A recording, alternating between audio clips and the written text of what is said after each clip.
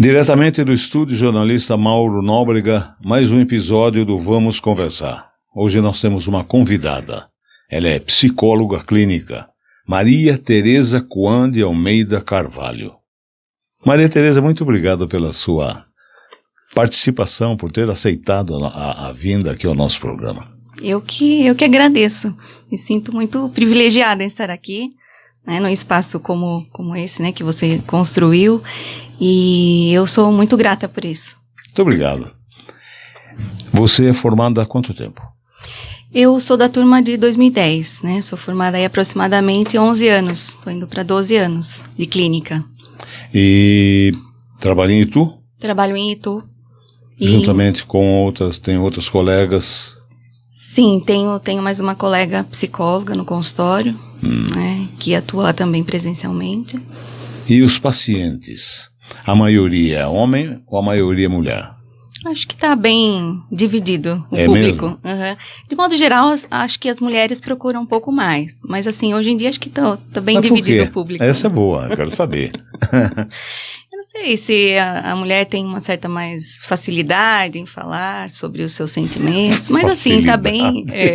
mas assim, é bem dividido o público hoje em dia. Sei. Uhum. É mais difícil você tratar de um homem ou de uma mulher? Eu acho que não... Na base do tirar fórceps. Não sei se diria que tem uma dificuldade em relação a gênero, né? Sendo homem ou mulher para isso. Pensando na questão das resistências, do mundo interno, né? Mas assim, as mulheres, de modo geral, elas têm mais facilidade. Homem tem dificuldade de falar? Talvez um pouco, mas assim, não tão consideravelmente a ponto de eu fico de falando colocar. Por mim, né? Eu tenho uma dificuldade para falar essas coisas. E eu vejo que na primeira sessão ele já chega, já expõe tudo ou não? Você precisa estar... vai tirando aos poucos. Isso, a gente vai tirando aos poucos. Na verdade, a gente começa com uma entrevista. Sim. Né? Para tentar entender um pouco sobre a demanda, daquilo que o paciente está trazendo. Mas, então, algumas perguntas são bem importantes, objetivas, para a gente entender um pouco do caso, né? Faz uma pergunta que você faria. O que te trouxe aqui? Isso. Essa é uma das perguntas importantes, né? Daí a pessoa... Dentre outras. Aí a pessoa começa a falar. É sempre bastante complicado, às vezes, inicialmente, e compreensível, né? Porque é difícil a gente falar, né? Quando a gente não conhece muito bem a pessoa. Mas a gente transforma, né? Tenta trazer um acolhimento inicial para o atendimento para que a pessoa consiga trazer as questões, né? A demanda que ela precisa falar. Tem um motivo por estar ali, né? A idade média dessas pessoas? Por volta de 40 anos, 35. É um público que procura bastante. De mais idade, não? Também. Sim. 60 anos também. 70 anos já não resolveu a vida, não vai resolver mais, vai. Já atendi nessa idade. E que bom, né, poder se permitir a isso, né? Mas assim, de modo geral, é uma faixa etária de média idade. Mas tem mais resistência. Tem resistências. Essa acho que todos têm. Hein? Todos têm. Todos temos. Todos temos, mas essa geração eu acho que tem mais resistência, né? Não é que... Ele ouviu falar que é boa coisa, que deve dar resultado, e ele vai aos poucos, ele vai... se abrindo e vai trazendo as questões. Então, primeiro ele precisa tratar da ida até o psicólogo, né? A gente sempre fala que o paciente, ou a pessoa, ela tem que querer, né, Manu? Tem. A pessoa tem que ter uma motivação interna inicial para poder tá procurando um atendimento, buscando ajuda, percebendo a necessidade, né? Então, isso é um ponto de partida bem importante para a psicoterapia. E a partir disso, então, a gente começa todo um trabalho, né, aí de entrar em contato com todas as resistências que possam aparecer, né, inconscientes. Se lida bem com as resistências? Temos que enfrentá-las, né, e essas percepções são bem importantes no atendimento. Faz um cercado ali na hora. Sim, é uma construção. Algumas resistências demoram bastante tempo, né, para diluir, sim. Bastante tempo. Mas a gente vai trabalhando, né? vamos lidando com isso. Esse é o trabalho da análise. Sei. Você fez uma especialização. Eu estou fazendo nesse momento uma especialização, né, em psicoterapia psicanalítica, que é do CEPSE, né, do curso do professor Riad, em São Paulo, e estou no 2º ano agora. E a psicanálise breve? Isso. Eu fiz a pós-graduação em psicoterapia breve e operacionalizada, que foi de 1 ano, né, acho que por volta de 2017, que é um curso também do professor Riad Simon, né, e também muito importante, e que ajuda muito no manejo da clínica, principalmente nos casos que tem uma queixa muito objetiva, né, então a gente tem como trabalhar através da psicoterapia breve, né, que tem aí aproximadamente 12 sessões. 12 sessões? Aproximadamente, E resolve? De modo geral, resolve, sim. Uhum. Até breve. A gente vai até breve. Pensando na ideia da queixa, né? Sei. De uma queixa que dê pra gente trabalhar nesse tempo. Freud ou Jung? Freud. Jung também, né? Psicanalista, né? Eu acho que... Mas tudo começou em Freud, né? Então, tem estudado um pouquinho, tentando... Mas eu acho que Freud é meio ele é meio paranoico com sexo, né? É? Libido. Você não acha? Só fala disso. E quando... pelo menos até onde eu sei, né? Jung não, diz que foi discípulo dele. Ele não foi discípulo, não. Sim. Ele fez a dele. Não foi? Eu acho que todos, de alguma forma, que vieram depois do Freud, contribuíram, né? Eu acho que foram reformulando, construindo novas teorias, e o que é sempre muito bom, né? Porque daí tem possibilidade para todos, né? Para aqueles que seguem o Freud, continuam seguindo o Freud, ou querem seguir Jung. Também gosto muito de Melanie Klein, né, que eu continuo estudando nos grupos de estudos. Então, eu acho que tem público para todos. Mas ele foi presidente da Academia Internacional de Psicanálise, Jung, e foi expulso. O quê? Pois é. Quer dizer, ele era a ovelha negra. Só ele e Freud, não é? Tem essa questão aí com o Jung, né?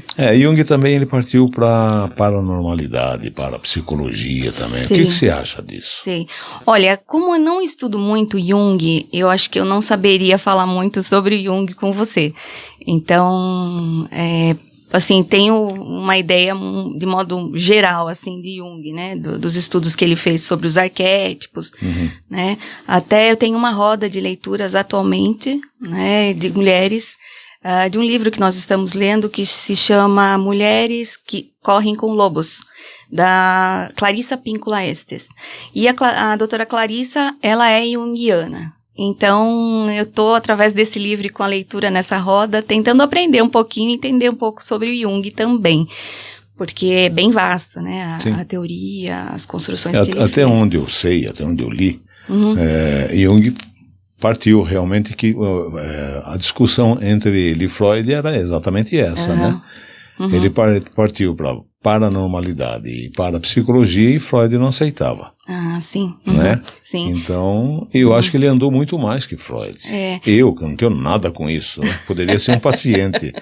Mas eu acho que sim, não sei por que eu me identifico muito mais com Jung do que com Freud. Olha aí, que legal. Eu acho que isso é importante, essa identificação, né?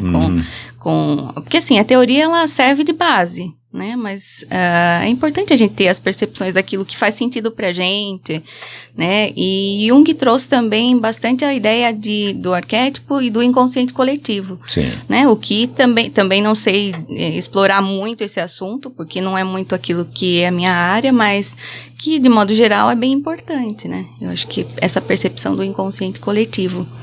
Hoje, quer dizer, a maioria das suas consultas online. Eu acho que, sim, 70% online. 70% online. Quer dizer que nós vamos ficar home office mesmo, né? Parcialmente home office. Essa pandemia, eu tive aqui dois entrevistados que passaram pela Covid e sobreviveram. Eles contaram coisas do arco da velha. Quer dizer, o arco da velha, você nem conhece essa expressão. Mas é o que eles viveram e como eles pensavam, o que eles imaginavam. É uma coisa terrível. Vocês, psicanalistas, como é que vocês veem essa pandemia e o resultado para o ser humano dessa pandemia, em questões mentais? Eu acho que assim, a gente pode pensar que a pandemia, ela trouxe muitas mudanças mesmo, né? A gente estava falando agora há pouco mesmo do trabalho, né, a partir do consultório, né, de ter essa possibilidade de trabalhar em home office. Pensando também, a gente poderia falar da questão mental e do mundo interno, de várias mudanças e adaptações que nós tivemos que fazer. Né? É certo que a pandemia, eu penso que ela ampliou muitas questões que várias pessoas tinham reprimidas, né, dentro, no mundo interno, e que em contato, né, com essa questão de ficar em casa, né, tudo muito perto ou tudo muito longe das pessoas, o medo das coisas. Então, assim, ampliou muitas questões do mundo interno. Então, eu penso que para muitas pessoas algumas coisas mudaram. Mas a gente sabe que para outras também não, né? Eu não sei se a pandemia ela teria, né, uma dimensão tão grande, porque assim, de modo geral, eu percebo algumas questões, como por exemplo o ódio, né? A gente está vivendo nesse momento uma guerra, né? Aí a gente vê em outros países. A gente acabou de sair de uma pandemia. Então, como é que faz, né? Será que o ser humano mudou nesse período? O que será que a pandemia trouxe de benefício, saindo de uma pandemia, entrando em contato com uma guerra? Né? Uma coisa para a gente pensar. Eu acho que, baseado na sua pergunta, o que o ser humano mudou com isso? Eu acho que pelo menos esses que se salvaram da Covid e outros que estiveram muito perto daqueles que tiveram a Covid, foram buscar na fé. Né? A força para continuar. Eu acho que o ser humano deveria ser muito mais ser humano. Né? Sim, é verdade. Mas eu não sei, foi passando o perigo da pandemia, todo mundo voltando a ser o que era, né? Sim, não é? Exatamente. Dizer, agora passou, agora é comigo, não é? Tinha até uma pergunta, eu me lembro no começo da pandemia, que algumas pessoas faziam em rede social, né? Como será depois da pandemia? Será que seremos os mesmos, né?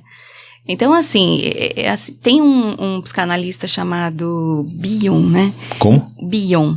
E ele tem um texto que fala sobre aprender com a experiência, né? E que se a gente passa por alguma experiência na vida, de sofrimento, sobretudo, e a gente aprendeu com ela, então aquela experiência valeu a pena. Então, se a gente aprende alguma coisa com o sofrimento, né, e na verdade, se a gente for pensar, o sofrimento ele só tem essa função, né, de fazer com que a gente aprenda alguma coisa nessa vida, né, ou nesse caminho. Verdade. Aí valeu a pena. Então, e isso, se for pensar em pandemia, ou qualquer circunstância da vida, né, que a gente passa por tantos momentos, né, e em especial a gente viveu aí uma situação com a pandemia bem difícil, de uma pressão externa muito grande, né? Sim. Ninguém sabe até hoje. Sim. Nós tomamos vacina e vacinas e ainda não sabemos se a coisa está boa. E tem gente usando, agora não precisa usar máscara, mas tem gente usando máscara. É verdade. Ela está suja, mas ele continua mascando aquela máscara. Sim. Né? Que coisa impressionante, o ser humano é impressionante. Sim. Você acha que quanto mais experiências, sejam elas ruins ou não, a pessoa sai mais, aprende mais, se torna mais forte para a vida? De modo geral, poderia ser assim, né? Mas eu acho que isso vai depender muito do mundo interno da pessoa, né? Se ela tem uma disponibilidade de aprender, sim, né? Mas, ao mesmo tempo, existem pessoas que passam por várias situações e ainda continuam não aprendendo. Mas, assim, depende muito do mundo interno de cada um, né? Não sei se teria como generalizar. É índole. É índole. É personalidade. Né? Personalidade, né? Tem coisas que você passa, que é uma situação ruim, e você tira a parte boa dela, exato, né? Exato. E aplica na vida. É bem interessante, né? Isso, não é? Sim. Assim, o Freud já dizia, né, que assim, de modo geral, a gente nasce, né, com uma quantidade aí de pulsão de vida e pulsão de morte, né? E se a gente aprende com as experiências, a gente está aí lidando com essa pulsão de vida de uma forma muito, muito boa, né? Uhum. Então, algumas pessoas têm essa facilidade, né? E isso depende muito da questão da personalidade. Partindo do princípio que a gente vem com essa pulsão de vida e de morte, e mais o ambiente externo, né? Tem pessoas que nascem em ambiente externo muito desfavorável. Mas se ela tem uma condição de pulsão de vida muito boa, ela vai conseguir sobressair. Ela vai aprender com as experiências e vai chegar numa altura da vida de uma forma muito legal, né? Agora, se essa pulsão de morte não está muito favorável, ainda que ela tenha um ambiente externo favorável, isso também vai dar uma complicada no meio do caminho. Então, por isso que é muito subjetivo, né? Então, mas é aí que eu parto pro lado do Jung. Sabe? Legal. A paranormalidade. Quer dizer, cada um é cada um. Sim, indivíduo. Nós não estamos aqui, estamos aqui de passagem, cada um com a sua... Isso é falar, cada um com a sua missão, tem que passar, né? E aí eu sou do lado dele, sim. Porque se cada um é cada um, não é? E uns aguentam o tranco e outros não aguentam o tranco. É verdade. Né? Sucumbem. Né? Falando em sucumbem, o número de suicídios entre jovens no mundo todo. Sim. Nós não podemos falar que é a pandemia, né? Muito triste, né? Pois é, o que leva uma pessoa a se desprender da vida desse jeito? Pois é. Você já teve algum paciente que estava a ponto de cometer suicídio? É um tema bem... infelizmente é uma realidade muito triste, né? Essa questão do suicídio. Sim, já atendi pessoas que vivenciaram ou vivenciam essa situação, né? E de um tema muito importante, que eu acho que precisa ser mais trabalhado ainda socialmente. Existe uma campanha, né, de saúde mental em relação ao suicídio.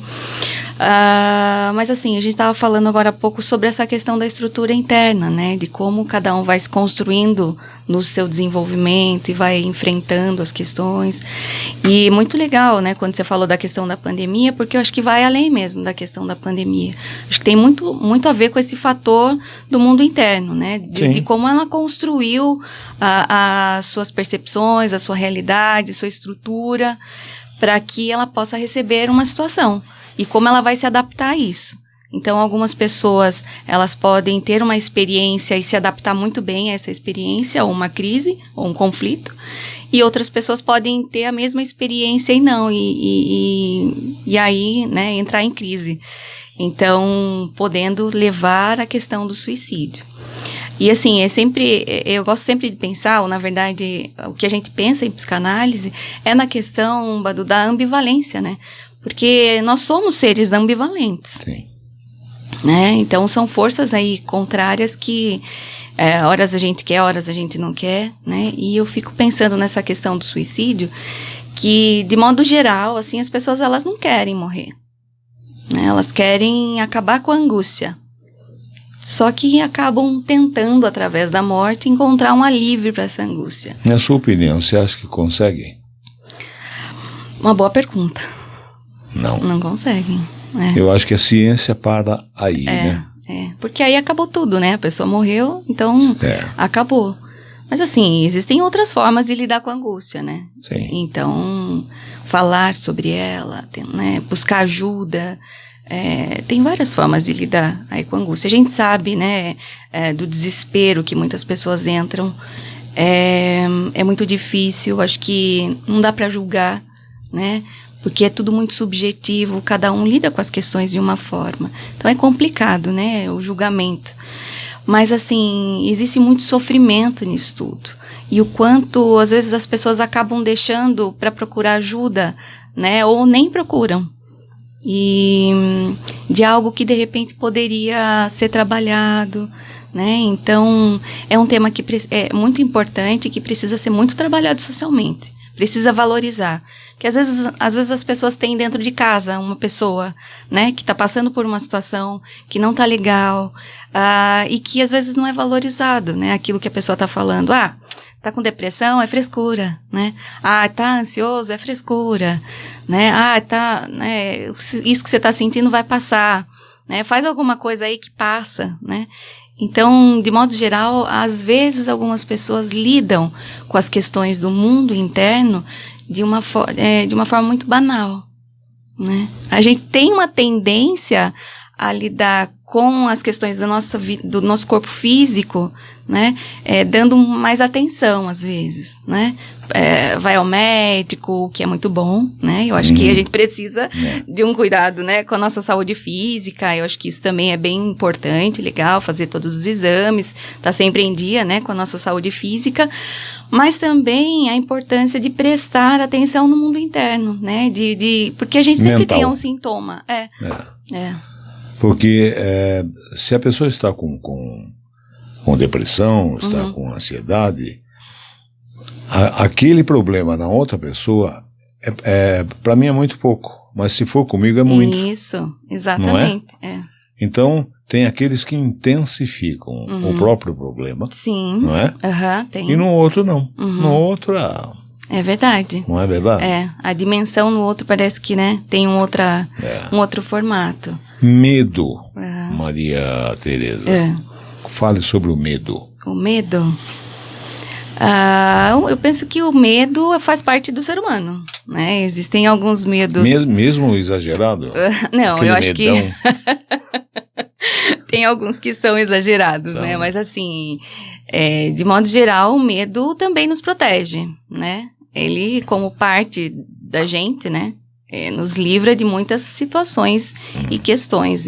O medo é até um instinto, né, nosso. Sim. Mas existem alguns medos que são patológicos, né, medos que nos travam e que impossibilita, né, de fazer algo, as fobias, né, e acaba travando, né, isso é um conflito, então, que precisa ser trabalhado, precisa ser compreendido, e a gente fala em clínica muito sobre enfrentamentos, né, para lidar com o medo. Então, fica a dica, né, que uma forma de lidar com o medo é através do enfrentamento. Então, dá uma meia aula para o nosso pessoal. Tá com medo do quê? De pena. Então, eu conheci uma pessoa que tinha medo de pena. Fobia, né? Pena. Qualquer pena. Pena de galinha, pena de pavão. Era um terror da vida dela. Sim, e precisa ser olhado, né? É claro que, assim, todo medo, né, por trás dele tem uma questão. Claro. Que precisa ser investigada, né? Até, né, no livro da professora Ângela, né, ela traz um pouco dessa questão do medo já inicialmente, né, falando que, às vezes, por trás do medo, né, existe o desejo também. Então, a gente fica, né, nessa questão da importância de investigar. Investigar o que está acontecendo, o que está por trás daquele medo, né, e ir diluindo algumas coisas aí para que possa enfrentar. Porque tem coisas que tem a ver com a vida adulta que a gente precisa enfrentar, né? Verdade. Como os temperamentais, né? Sim. Aqueles gênios fortes e coisa e tal. Sim. No final... Sim. Né? Sim. No final, na verdade, o que ele necessita é de colo. De colo, de atenção, né? Então, precisa de um olhar, né? De um olhar especial, clínico, para poder entender um pouco sobre esse medo. Mas, assim, alguns medos, eles são importantes, né? E enfrentá-los também é um bom caminho. Né? Desde que isso não comprometa, né? Não bota a vida em risco, né? Isso, exatamente. Tá com medo do quê? De se atirar embaixo de um caminhão? Não, isso não é. Que bom que tem esse medo. Agora, ansiedade, depressão, síndrome do pânico. De onde que surge isso, Maria Tereza? Pois isso surge justamente do mundo interno. Né, desse aparelho psíquico que a gente chama aí de Mas tem alguma mente, química, né? que falta ou que sobra? Então, assim... Um elemento químico, né? A medicina acho que trata um pouco dessa questão de forma bastante neurológica, né, aí da química do cérebro, né, então se uma pessoa ela vai ao psiquiatra, então vai ser abordado bastante esse lado da química, né, que não tem muito a ver com aquilo que seria a minha área, né, mas partindo do ponto de vista da psicanálise, né, as depressões, ansiedades, ou que são chamadas atualmente de síndrome de pânico, né, partem do mundo interno, né, de uma, vamos dizer assim, desordem na casa em algumas questões, né, que precisam ser olhadas, precisam ser revistas, avaliadas, né, e entrar em contato, às vezes, com algumas coisas que a pessoa nem percebe dela mesma. Né? E mudar a marcha, às vezes, da vida, né? Refazer algumas coisas em relação à vida, pode contribuir também para isso. Então, a psicoterapia é um caminho importante para essa descoberta em relação a esses sintomas, vamos dizer assim. E o sintoma, ele é sempre importante. Eu penso que ele é sempre muito bem-vindo, apesar de desconfortável. Sim, mas ele está indicando, né? Exato.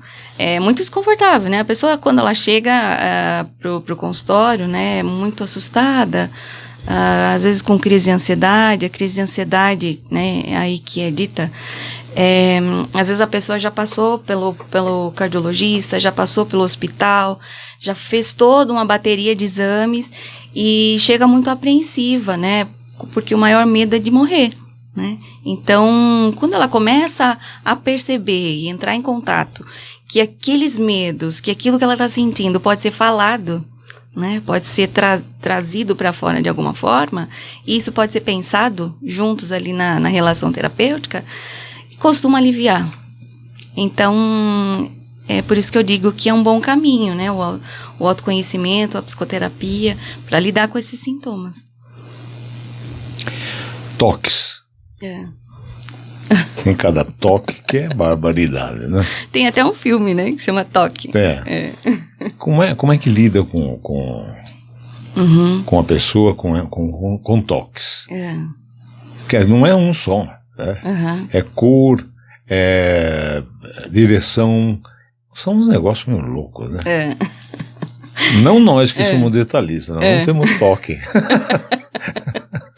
Nós somos detalhistas, só que não. Só que nem não. controladores. Também não. Sim, o toque, que é o chamado transtorno obsessivo compulsivo, né? Também é um sintoma, né? Se a gente for pensar dentro do que a gente estava conversando, depressão, ansiedade, o toque também é um sintoma, né? De algumas pessoas que têm um pouco mais, né? Que a ponto de comprometer, né, de ter que usar a mesma cor ou guardar do mesmo jeito, né, andar na linha da calçada naquela cor ou naquela linha. Então, assim, colocar às vezes o dinheiro na carteira de um lado, né, todas as carinhas do mesmo lado. Então, assim, tem várias características aí do transtorno obsessivo compulsivo que precisa ser avaliado para entender de onde vem. De modo geral, todas essas coisas que a gente está falando dos sintomas tem muito a ver com a nossa história, né? Então, a ideia da psicoterapia é justamente uma investigação do mundo interno a partir da história, do desenvolvimento, de como essa pessoa ela conseguiu entrar em contato com a realidade ao longo, né, do desenvolvimento e do contato com as pessoas, com família, enfim, como essa pessoa conseguiu aí evoluir e perceber algumas questões. Então, o trabalho é esse, de investigação. É sempre muito subjetivo, né? Bem individualizado e subjetivo, o que torna o trabalho bastante rico, né? Então, quando eu recebo um paciente, né? Lá vem o toque, né? Não, lá vem o obsessivo ou o ansioso, não, né? Lá vem um ser humano, né? Que está ali chegando com suas características e todo o seu sofrimento. Então, assim, eu tomo bastante cuidado no consultório, sabe, Badu, em relação a alguns rótulos, algumas patologias, para não ficar muito, como eu disse, rotulado, né? Senão a gente se veste daquilo, né? E fala, não, mas eu tenho transtorno obsessivo compulsivo. Ah, mas você é um ser humano, vamos tentar entender o que está acontecendo. Vamos pensar melhor sobre isso, como que tá lidando com algumas questões. Então, eu acho que vale a pena sempre avaliar. E alma? E a alma, Maria Tereza? Como é que a psicologia explica? Pois é. É uma boa pergunta, né? Que inclusive foi feita ao próprio Freud, eu acho, né? E ele dizia... Ele descartou? Acho que ele tentou construir, não, ou construiu, na verdade, o Freud, um gênio, né? Ele construiu toda uma teoria em relação à compreensão da psique, né? Da alma humana. Mas tem alguns textos do Freud que ele cita muitos poetas. Então, né, ele até diz que se alguém quer conhecer um pouco mais, os poetas vieram antes dele, né, com a psicanálise. Então, os poetas também são pessoas incríveis para falar um pouquinho sobre a alma. Mas ele passou a bola, quer dizer, e os poetas, como é que é? E a alma dos poetas, isso ele não explicou. Pois é.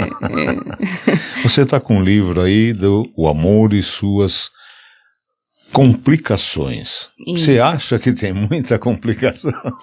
De quem é? Amor, esse livro é o livro da minha analista, né, psicoterapeuta, a doutora Ângela Cristine Gebara, né, ela publicou esse livro recentemente, e para mim é uma honra poder falar aqui sobre ele. Claro. Né?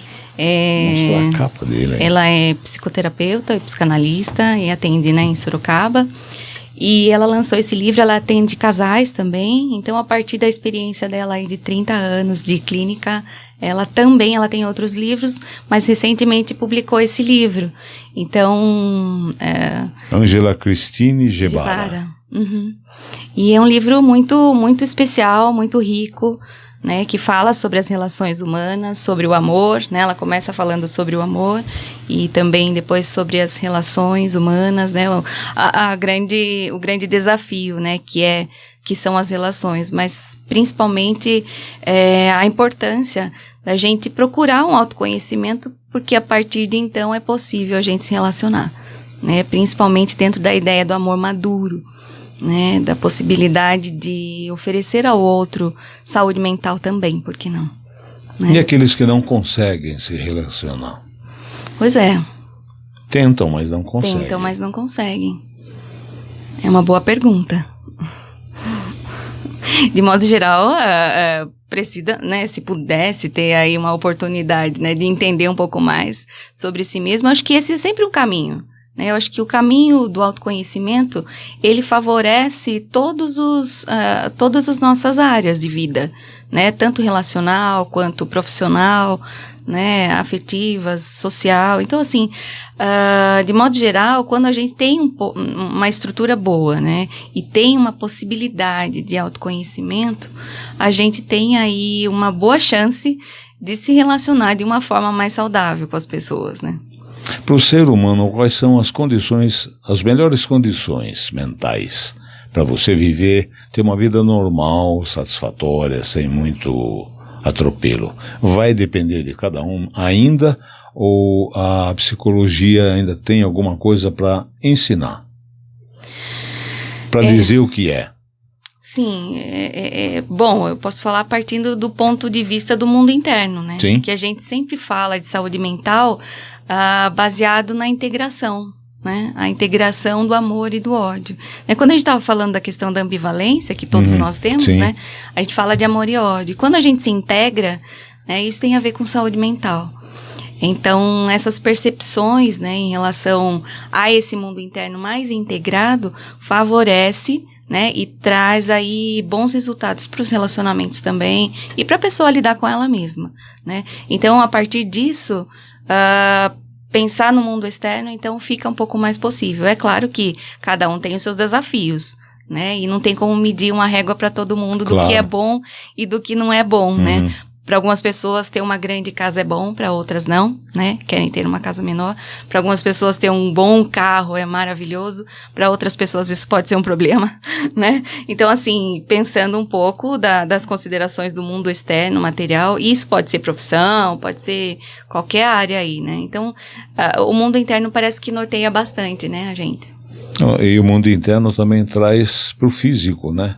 Sim. As doenças. Sim. Não é isso? As doenças psicossomáticas aí, né? A somatização das questões do mundo interno. O corpo fala, né? Sim. Tem até um livro que fala isso, né? O corpo fala. E que bom que fala, que manifesta de alguma forma aquilo que está desconfortável dentro. E assim, tem pessoas que passam por uma vida, né? Dentro de algumas patologias físicas, né? E que tem possibilidades de tentar se reorganizar. Exemplo, assim? Um exemplo de uma psicossomática. De uma doença psicossomática. Fibromialgia, que é uma doença que é uma patologia bastante desconfortável. Dolorida. Né, dolorida. Doenças de pele, né? Eu já trabalhei, né? Isso.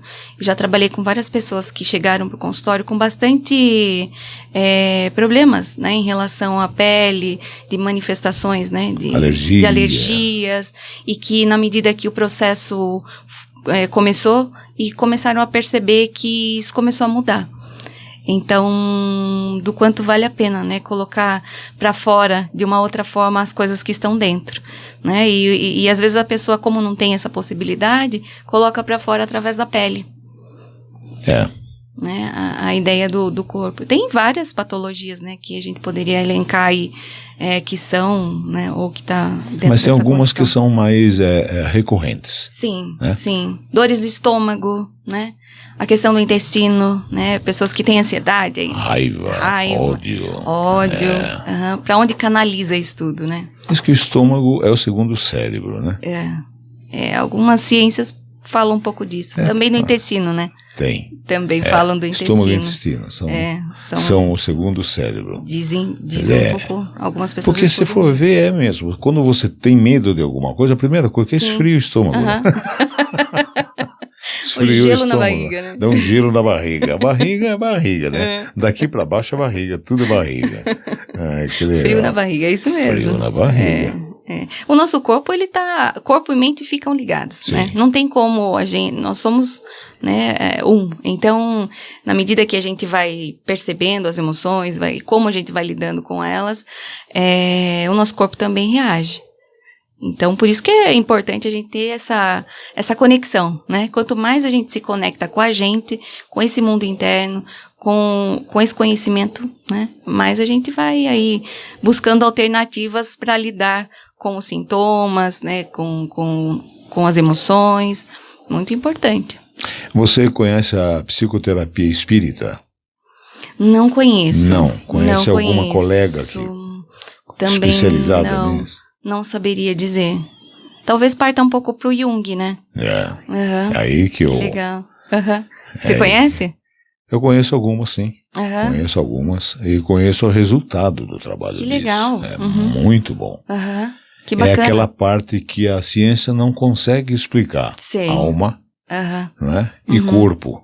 Por que as coisas acontecem às vezes? Sim. Sim. Eu acho que é sempre muito válido, né? Tudo que é benéfico, né? Tudo que é um benefício para o ser humano é sempre muito válido. Sim, a descoberta de coisas novas, né? Para a sua saúde mental e física, né? Nós estamos partindo para um mundo diferente. Sim. Então eu acho que tem que haver realmente essa pluralidade de especialistas. Né? Sim, e abertura mesmo para o novo, né? Mesmo quando a gente fala de psicanálise, a gente fala de uma psicanálise hoje que está sempre sendo reformulada, né? Hoje eu faço parte de um grupo de estudos, né? De Freud, de Melanie Klein, também da especialização, né, em que tem estudantes e os nossos professores que são todos psicanalistas da Sociedade Brasileira de Psicanálise de São Paulo. Então, assim, o que a gente aprende é a importância de estar sempre repensando, porque o ser humano, ele não é estático. Sim. Né? A gente está mudando, né? A cada tempo tem uma pandemia, tem um sintoma, tem uma situação nova, e que se a gente não tiver... Tem uma vacinação. E que se a gente não repensar o ser humano, né, aí a cada tempo, e se a gente não se repensar, né, e não mudar também, né? Então, vai complicando a situação, né? Então, o próprio Freud, se a gente for pensar, se ele fosse vivo hoje, acredito que estaria repensando as suas próprias contribuições e suas obras, né? Sim. E eu acho que a gente, enquanto ser humano, também é muito positivo quando a gente se permite isso. Tá sempre repensando, né? O segredo é aprender a viver. Aprender a viver. Com os medos, com os defeitos, trabalhando tudo, não é isso? Exato. Sim, e sempre aberto para o novo, né? Sim. Para a novidade, para aquilo que a vida pode estar trazendo, né? Dos desafios, porque a gente está sempre sendo desafiado pela vida. Então, como enfrentar esses desafios é uma forma interessante, né? De poder lidar com as questões e amadurecer sempre. E aprender com a experiência. Aprender com a experiência. Parece que a parte técnica tem perguntas para fazer. Ah, que legal! Parte técnica não, me resumo a parte técnica, mas ok. São duas perguntas que eu tenho que eu pensei antes da entrevista, mas vocês acabaram falando sobre isso na conversa. Primeiro você falou sobre personalidade, né? Eu gosto muito de psicologia forense, parte criminal, e eu já vi alguns estudos que dizem que é possível verificar já numa criança traços de sociopatia, psicopatia, entre outras coisas. A partir de quando pode se falar de forma geral que a personalidade da pessoa já está formada e até quando ela pode ser ajustada? Sim, é uma boa pergunta. Obrigada pela pergunta. Eu acho que assim, a criança... É verdade isso que você falou, essa percepção de alguns traços já da personalidade, né? Porque, como, né, a gente estava falando um pouco atrás aí, a gente tem algumas coisas que são constitucionais, né? E outras que a gente aprende, né, socialmente. Então, dentro dessa questão constitucional que no consultório a gente começa a ter aí algumas percepções e alguns traços que são bem importantes, né? Aí serem avaliados, né, através de testes, existem aí uma avaliação importante para essas questões. E assim, de modo geral, né, a criança aí até 8, 10 anos, né, até aí 12 anos, está num período de formação. E de coisas que são bem importantes, estruturais, pensando a partir do ponto de vista do mundo interno. Então, até essa idade tem muita coisa que... se o mundo interno dela, né, for de bastante pulsão de vida e tiver uma personalidade bem ok, né, pode ser trabalhado sim. E depois, é claro, que na vida adulta, muitas coisas podem ser aí reformuladas, revistas, né. Tem um texto do Freud bem que eu gosto bastante, que se chama Repetir, Recordar e Elaborar. E nesse texto ele fala da importância da gente procurar o autoconhecimento em algum momento da vida que seja, não só na infância, mas até na vida adulta, para a gente repensar, porque senão, né, quando a gente fala de inconsciente, a gente pode estar só reproduzindo na nossa história, sem pensar, né, e sem saber o porquê a gente está vivendo aquilo. Então, quando a gente repensa, isso contribui para ir construir novos caminhos, né, a partir dessa personalidade que foi construída e com a possibilidade, então, de elaboração de algumas coisas aí desse desenvolvimento inicial da criança. E a segunda pergunta é sobre fobia. Eu tenho uma amiga, que ela é de Itu, e ela tem fobia de gato. Então, assim, de ela começar a chorar e querer ir embora do local se ela vê um gato, coisas do tipo. Eu sei que é uma coisa muito complexa para se explicar em alguns poucos minutos, né? Mas quais são as possíveis causas de uma fobia, assim, que inicialmente é inexplicável, porque ela nunca teve contato com gato, não foi uma coisa de criança que ela apanhou de um gato, alguma coisa do tipo. Sim. Bom, como você disse, é bem subjetivo, né? É uma análise bem complexa, que precisa mesmo de uma avaliação para entender o que o gato representa, né, naquele momento ali para ela. Porque a gente pensa nas fobias sempre como algo que tem um gatilho. Então, naquele momento, talvez o gato seja o gatilho de alguma coisa que ela entre em contato com alguma situação, alguma experiência, não necessariamente sendo com gatos, né? Mas, assim, que pode despertar ou trazer um gatilho do mundo interno que faz com que ela fique com muito medo. Então, essa avaliação é sempre importante, né? Tem, até no livro do professor Riad, acho que tem uma história de uma paciente que tinha medo de barata. Ah, nossa, tem muita gente que tem medo de barata. Sim, muita gente tem, né? E que para cada um pode ser uma questão. Para aquela experiência, né, teve todo um desenrolar aí na questão do atendimento, de percepções aí do mundo interno, do que representou, o que representa aquela barata, né? Com a história e o vivido do paciente, o que aquilo lembra, né? Pode lembrar, por exemplo, uma experiência de luto. Pode lembrar uma experiência que não foi tão boa na infância, né? Então, assim, pode ser uma pluralidade, né? É muito complexa mesmo. E isso pode ser passado de forma hereditária, porque agora que eu lembrei que a mãe dela também tem essa mesma fobia. Uhum. Será que pode ser só um reflexo do que a mãe sente? Ou é menos provável? É menos provável que seja algo hereditário, né? No sentido de ter sido ensinado que gatos não são legais, né? Ou, bom, na verdade tudo depende de uma boa avaliação, né? Eu parto do ponto de que sempre uma boa avaliação, uma boa investigação, porque é tudo sempre muito subjetivo, né? Tem a história da pessoa.